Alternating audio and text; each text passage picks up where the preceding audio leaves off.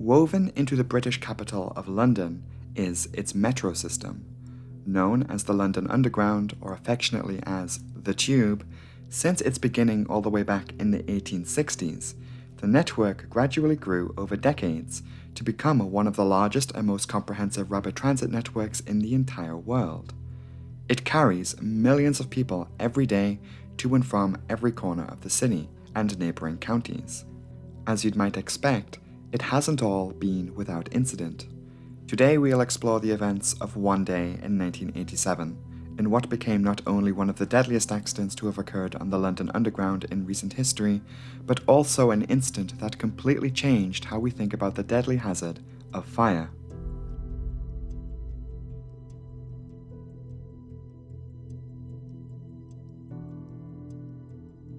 The date was November 18, 1987.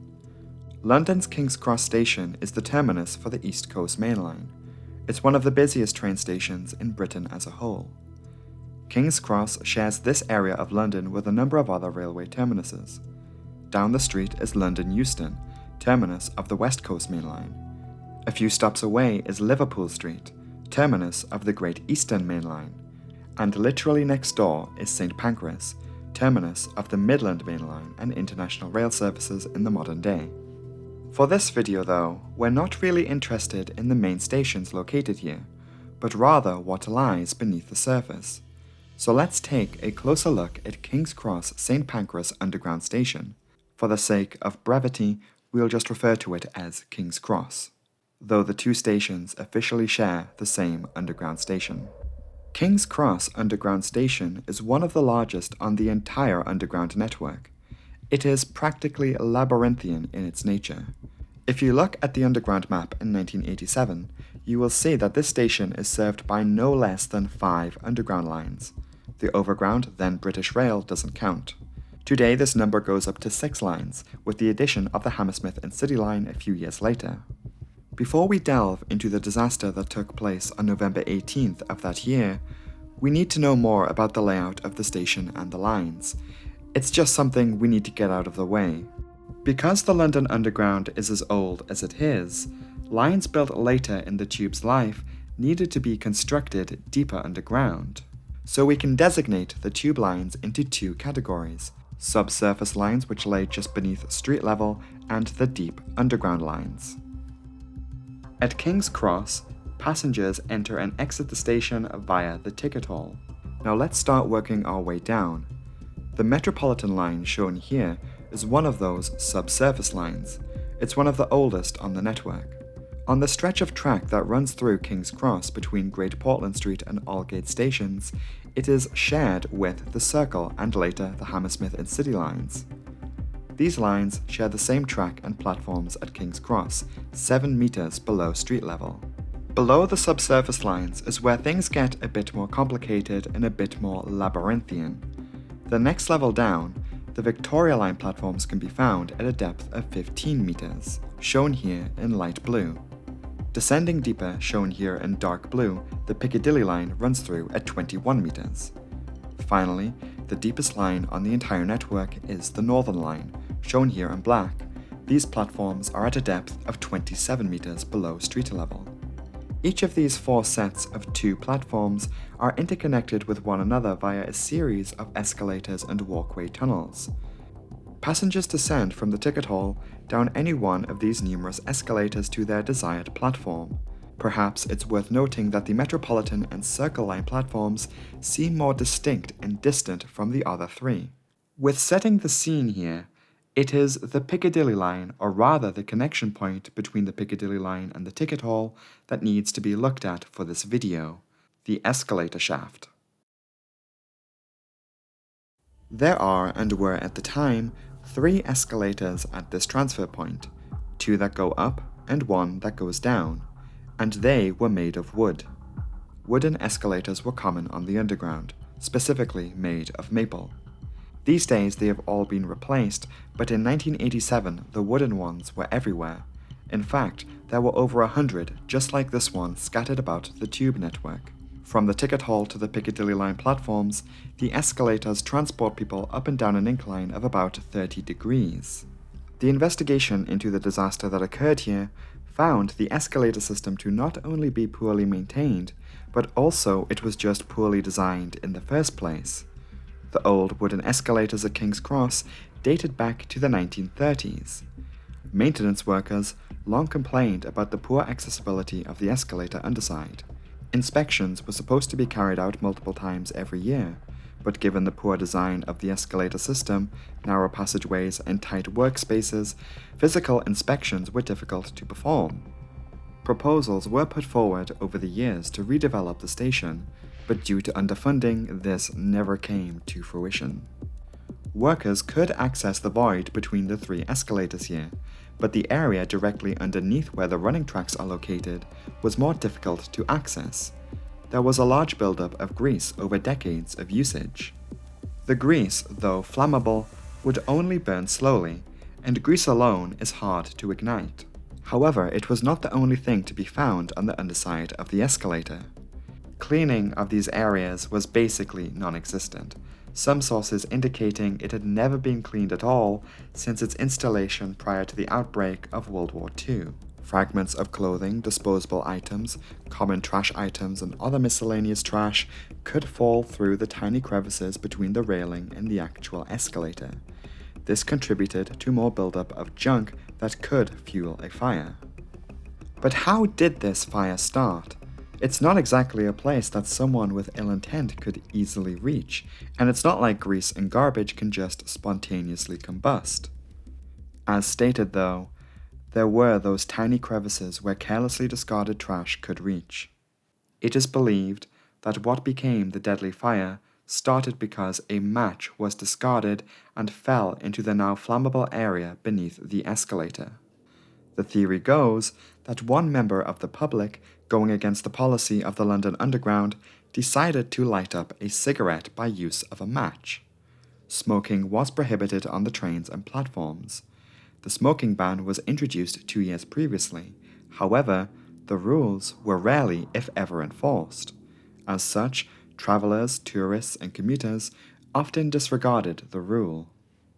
At some time before 7:30 in the evening on November 18, 1987, as a member of public was leaving a Piccadilly Line train, they lighted a match to smoke a cigarette, flaunting the smoking prohibition. The passenger entered the up escalator on the left-hand side. On their way up, they tossed their match to the ground, and it fell through to the garbage grease mixture-filled underside, and the fire began. The culprit smoker, probably never suspecting a thing, arrived at the top of the escalator and left the station, never to be heard from again.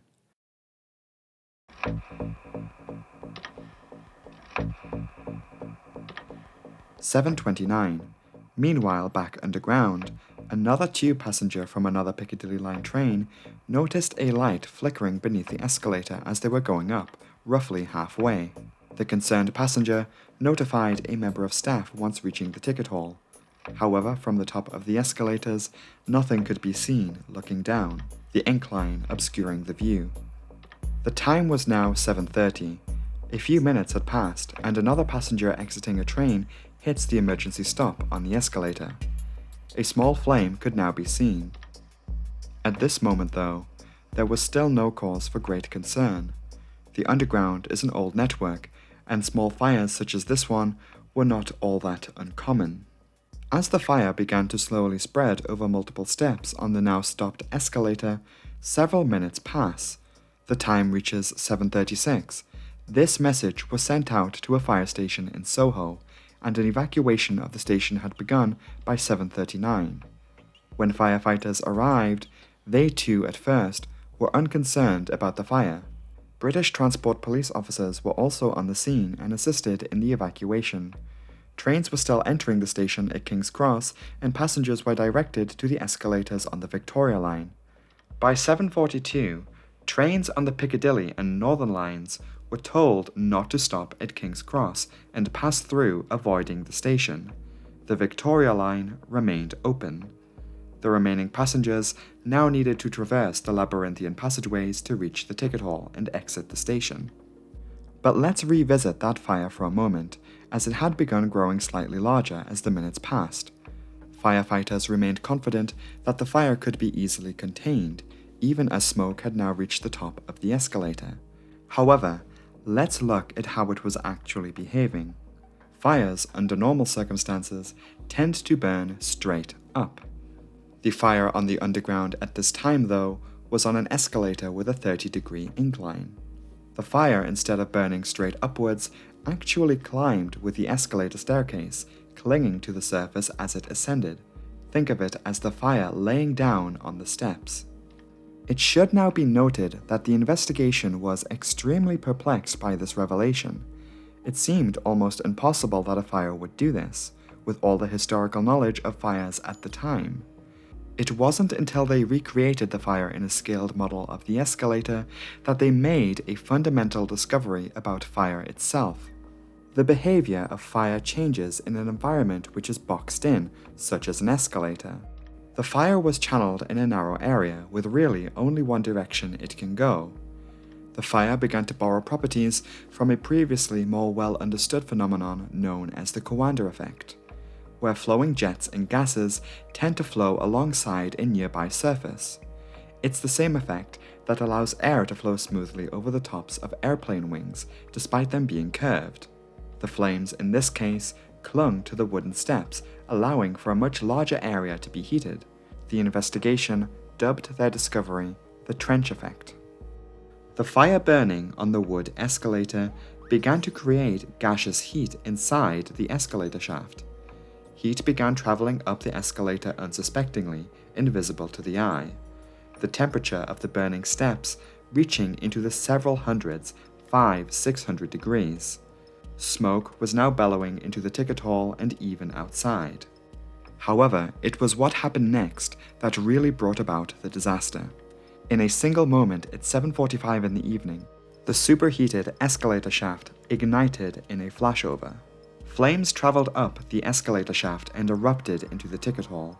At this time, on street level, firefighters were preparing the hose to tackle what they thought was just a small fire. They were now disturbed by the sound of screaming emanating from the station's street entrance. The ticket hall at the top of the underground station was filled with people. The evacuation was still in process, and underground trains with more people kept arriving, exiting the station via the Victoria Line escalators. There were even still passengers scattered about the underground platforms. Police officers flagged down a passing train to take those still in the lower depths of the station to safety. The fire had practically exploded into the ticket hall. Firefighters outside immediately donned their equipment and descended into the station's inferno. Over 100 people had been injured in the disaster, numerous people escaping the burning station. Another passenger fell down a different set of escalators, but survived with the aid of police officers still occupying the deep underground areas of the Victoria Line. Unfortunately, numerous others didn't make it out in time. A total of 31 people were killed in the disastrous fire. Among the dead was 45-year-old Fire Chief Colin Townsley, who entered the station and inspected what was a small fire just minutes ago. He was pulled from the burning station on the cusp of death. Later, he died in hospital. Firefighters spent the next several hours putting the fire out. Numerous bodies of the deceased were pulled from the charred remains of the station. The inquiry that followed put forward numerous recommendations. Looking at the station itself, it was clear that more could and should have been done in the area of fire prevention. Smoke and heat detection was non-existent at the station. The materials used to build the interior were also criticized, contributing to poor fire resistance. The ceiling of the elevator shaft had been painted over numerous times, accumulating many layers of paint. The station was just generally confusing. Firefighters, police, and even commuters who used the station lacked knowledge of the station's actual layout. Notably, firefighters had difficulty locating the fire hydrant inside the station. In fact, it was supposedly blocked behind a wall of construction equipment. Communication between those at street level and those in the station was also lacking. Further recommendations have meant that emergency services can now communicate with each other between the street level and the underground. Extensive training exercises are now carried out in preparation for accidents that occur on the tube. Towards the wider underground network, wooden escalators were to be phased out. This is one area of improvement on the network that lingered on for many years, the last wooden escalator only being removed in 2014. The smoking ban was to be enforced more stringently. There was even criticism of some members of the public. Smoking was common in 1987, and noticeably many were stubborn to abide by the new rules. However, this shouldn't be used as a distraction from the fact that the underground was systematically underfunded. The retrofit that should have taken place decades ago could have prevented the fire in the first place. Following the disaster at King's Cross, fire safety was thrusted into the British public debate. Public safety in general in Britain was practically overhauled in the late 1980s, following a string of disasters that led to sweeping changes in the years to come. There was even a massive blanket ban on smoking in public places, which was introduced in 2007. Even 35 years later, the King's Cross fire is still remembered. It changed the way the underground operates, and also changed our perception of the behavior of fire. Today, the underground station at King's Cross still sees a high traffic of people every single day, and it remains one of the busiest stations on the system, now much safer than it ever was.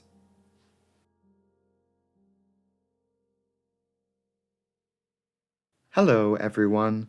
This was certainly a challenging video to make. There was a lot that needed doing.